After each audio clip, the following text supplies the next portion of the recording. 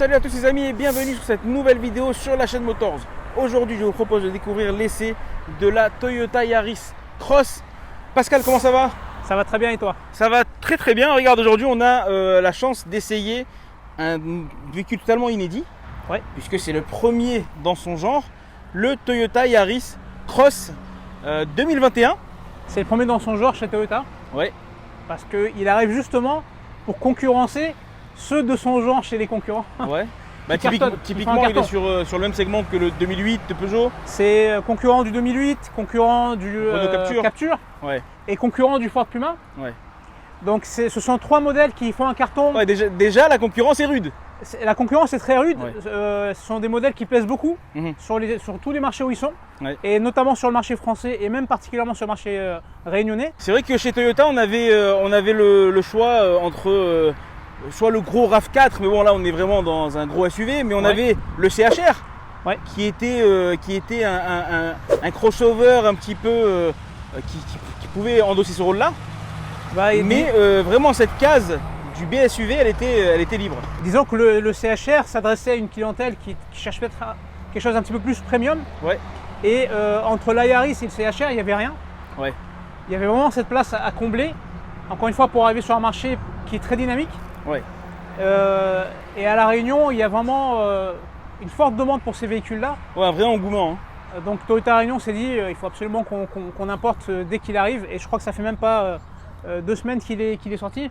Ouais, alors c'est vrai que très rapidement, depuis, on l'a reçu vraiment très rapidement après la métropole.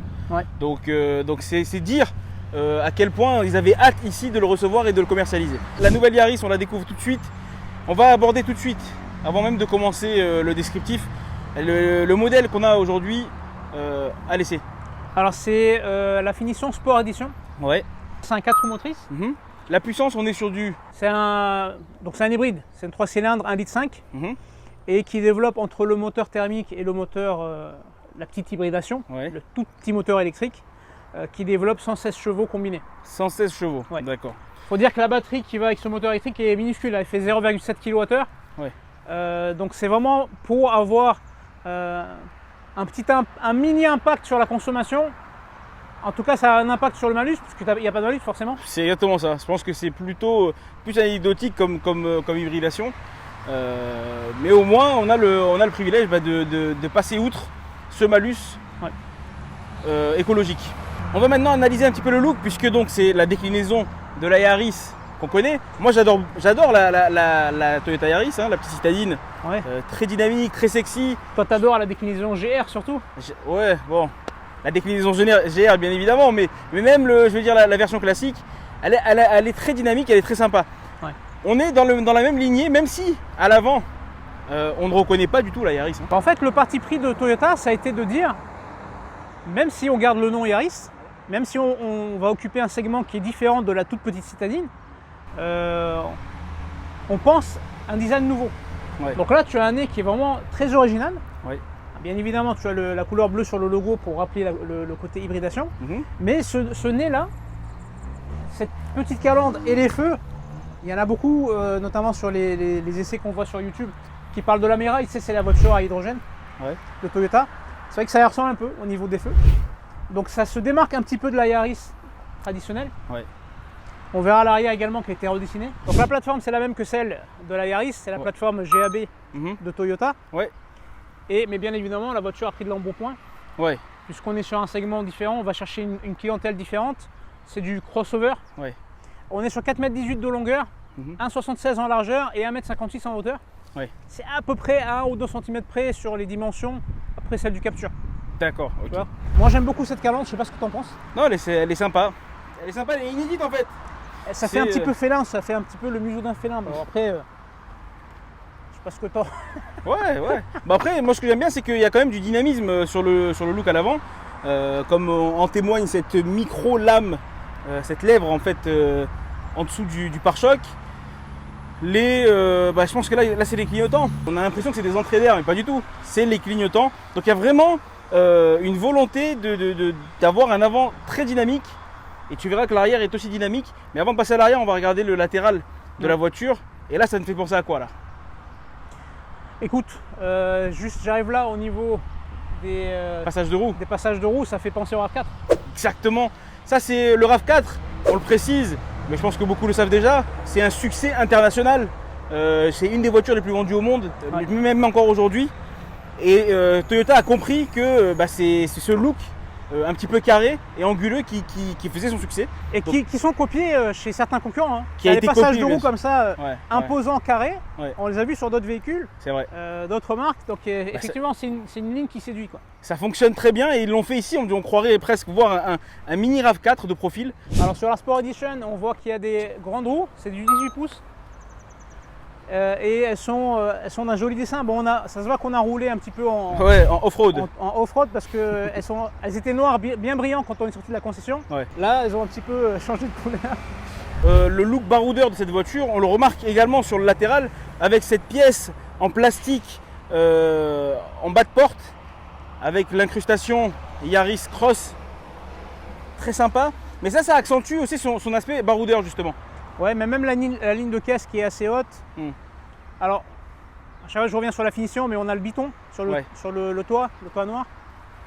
Tu as les coques de rétro qui sont. Donc en même temps, elle fait baroudeur, en même temps, elle fait moderne la voiture. Ouais. Elle a vraiment les petites touches que les gens recherchent actuellement, quoi. À l'arrière, on arrive, voilà, c'est ce que je te disais tout à l'heure.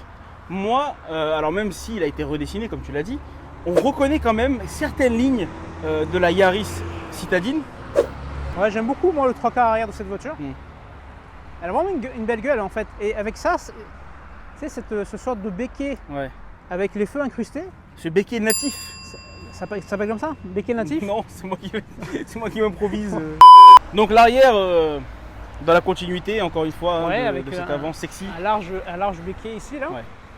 Non, il y a vraiment du dynamisme dans cette voiture.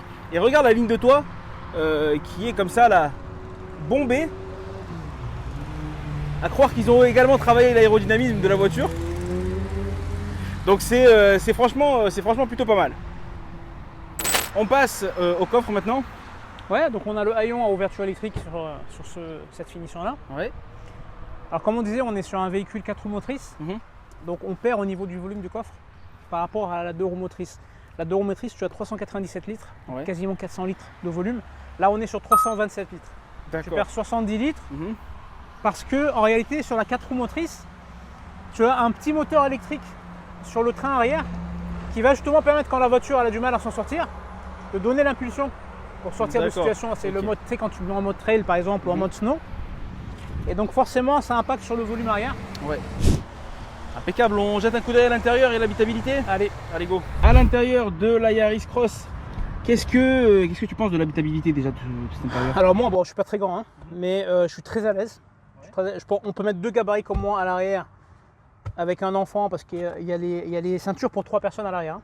Je suis pas très grand, il me reste 7-8 cm au genou. Au niveau des coudes, ça va. Maintenant, un gabarit un petit peu plus grand que moi, je pense que, tu vois, ça arrive là facilement, il restera quand même 2-3 cm au genou. L'espace au niveau de la tête, il est très suffisant. Et c'est un petit peu donc la même habitabilité que la Yaris en fait. C'est exactement la même en fait. Oui. C'est quasiment la même. Après, au niveau des tissus, du simili du cuir, ça va, c'est correct. Hein, c'est correct. C'est dommage, on n'a pas de prise là. C'est vrai qu'on a l'habitude maintenant sur nos essais à voir ce genre de choses. Pour le passager arrière, c'est classique. Bah, c'est Toyota, c'est-à-dire que Toyota ne fait pas dans le flashy, le shiny entre guillemets. C'est sobre, mais c'est efficace. On sait ce que t'achètes une Toyota, c'est ce que t'achètes quoi. Voilà, t'achètes une voiture sobre, efficace. Ouais. Et elle fait le taf. Allez, passons à l'avant. Allez. Qu'est-ce que tu peux nous dire de cet intérieur déjà? On est dans une Yaris. Oui. On est dans une Yaris, il n'y a pas de changement, c'est-à-dire qu'un propriétaire de Yaris il passe à ça, ils ne se sont pas dépaysés. J'allais même dire à un propriétaire Toyota, pour tout ce qui est multimédia, notamment cette partie-là. Alors, en dehors de la dimension, parce que là on est sur un écran qui fait 7 pouces, un petit écran d'infodivertissement, mais on a l'environnement habituel avec les mêmes menus que sur d'autres véhicules de la marque. L'ensemble est sobre, comme on le disait à l'arrière, c'est sobre, c'est efficace, c'est ce que cherchent la plupart des clients qui se dirigent vers Toyota quoi qu'il en soit. Tu as un petit volant qui est sympa. Alors, il manque des choses ici parce que sur cette version là on n'a pas tout ce qui concerne le limitateur de vitesse, régulateur de vitesse, habituellement qui sont à ces endroits là. Tu as tout ce qui est multimédia avec les touches ici, d'accord. Et en face de toi, alors tu as un écran qui fait 4 pouces en digital et tu as des aiguilles de part et d'autre. D'accord, donc c'est du mi-traditionnel, mi-moderne. C'est plutôt efficace. Et en face, tu as le, je sais pas si on le voit là, parce qu'il y a la lumière, tu as l'écran, l'affichage tête haute. Tu vois, donc c'est plutôt bien équipé. Il y a ce qu'il faut. Tu as les touches ici pour les commandes de climatisation. Tu as ici un vide-poche où tu peux mettre ton téléphone ici. Ouais, il y a pas mal de place hein, pour poser nos affaires. Tu peux recharger bien évidemment ton téléphone avec le système d'induction. Tu as ici un interrupteur si tu veux ne pas activer la recharge. Chargement USB et ici tu as le LED à la descente. C'est quand tu es en pente, c'est une version 4 roues motrices. Donc tu peux être tenté d'aller dans des endroits où tu auras besoin de retenue. En termes de matériaux, alors là on est sur des matériaux moussés au niveau de la planche supérieure. Après c'est du classique, c'est du plastique. Les contreportes comme à l'arrière. Par contre une petite finition ici dorée. Ça c'est sympa. C'est stylé qui se retrouve ici au niveau des petits aérateurs et ici sur la ligne. Ça rappelle, alors c'est la couleur dorée qui rappelle la toute première Yaris il y a quelques années et cette fameuse couleur gold. D'ailleurs il y a des finitions de Yaris Cross avec une carrosserie dorée. Carrosserie dorée, que je trouve hyper stylé. Le toit noir qui est super stylé effectivement. Mais bon, cette couleur gris métal, ça lui va bien. Ça lui va bien également. Ça va bien également. Les commandes de boîte de vitesse. Alors c'est une boîte de vitesse qui n'est pas une boîte automatique, c'est une boîte traditionnelle, boîte CVT de Toyota. CVT parce que c'est géré électroniquement. Donc c'est une boîte à variation continue. Quand tu roules, tu sens pas le changement de rapport. Sélecteur de mode de conduite. Donc tu as le mode classique, le mode power et le mode éco. Très honnêtement, tu ressens quasiment pas la différence d'un mode à l'autre. C'est un petit moteur, hein. On va pas lui demander non plus d'être un foot de guerre. Tu peux débrancher l'USB, tu as tout ce qui concerne le mode électrique quand tu as la batterie à pleine charge. C'est pas le cas pour nous en ce moment. Et ici, sur cette version donc 4 roues motrices, tu peux choisir le mode de terrain sur lequel tu roules. D'accord, du sable, si tu veux, donc tu as un mode trail, un mode de snow, donc ça permet de mieux passer la puissance aux roues. Et quand tu appuies, tu reviens sur le mode normal.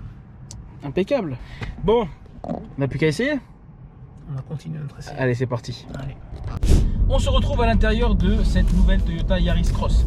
Un intérieur qui est très familier puisqu'il ressemble beaucoup à ce que propose la petite citadine Yaris. Les sièges sont très accueillants avec un bon maintien latéral de qualité et puis ils ont un très joli dessin d'ailleurs. Malgré la finition Sport Edition de notre véhicule d'essai, l'intérieur c'est pas non plus l'intérieur d'un CHR ou ce qu'on peut trouver sur du RAV4. Ça reste assez simple, assez basique, mais ça fonctionne. Un intérieur simple mais plutôt complet avec par exemple sur notre version d'essai aujourd'hui un affichage tête haute, des avertisseurs d'angle mort, des allumages automatiques des phares, plein de petites choses comme ça, plein de petits éléments qui font que elle est quand même plutôt bien équipée cette voiture. L'écran d'instrumentation qui fait 4,2 pouces, très joli, très lisible, lumineux et puis très intuitif d'utilisation avec les petites touches à portée de doigt sur le volant. L'écran d'infodivertissement quant à lui, je pense qu'il est dans la lignée de ce qui est fait chez Toyota, du moins sur ces modèles Yaris. Petit écran 7 pouces, fluide, qui n'y a pas de temps de latence, mais je pense qu'il pourrait être perfectible pour être plus agréable à regarder. La conduite, on l'a précisé tout à l'heure, le Toyota Yaris Cross propose 3 modes, normal, eco et power. Alors lorsqu'on passe en mode power, il n'y a pas une grande différence, on ne sent pas vraiment une modification du comportement de la voiture.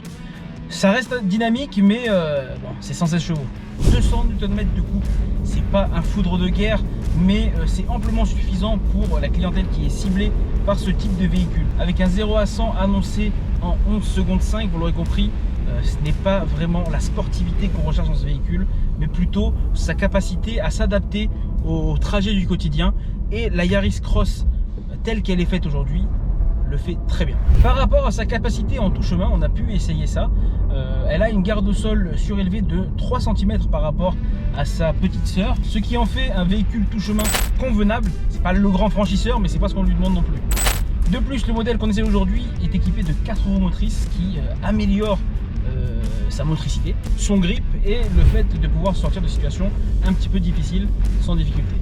En termes de consommation, aujourd'hui on a constaté une moyenne de 5 litres au 100 km, ce qui en fait une voiture plutôt économique. Un argument de plus pour vous convaincre, s'il en fallait un, de craquer pour cette Toyota Yaris Cross.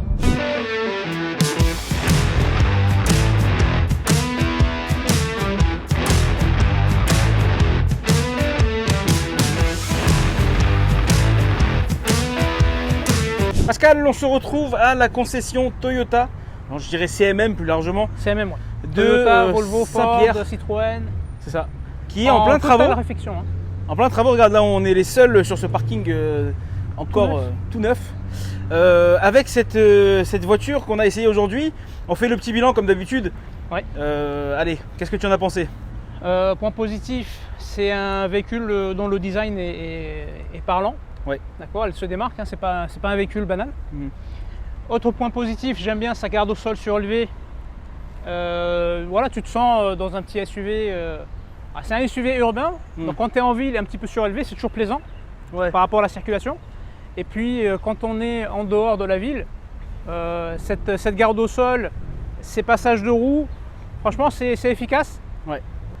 Autre point positif, c'est l'environnement Toyota, on le dit souvent, sobre, mais il y a tout. Et notamment au niveau de l'instrumentation, moi j'ai bien aimé.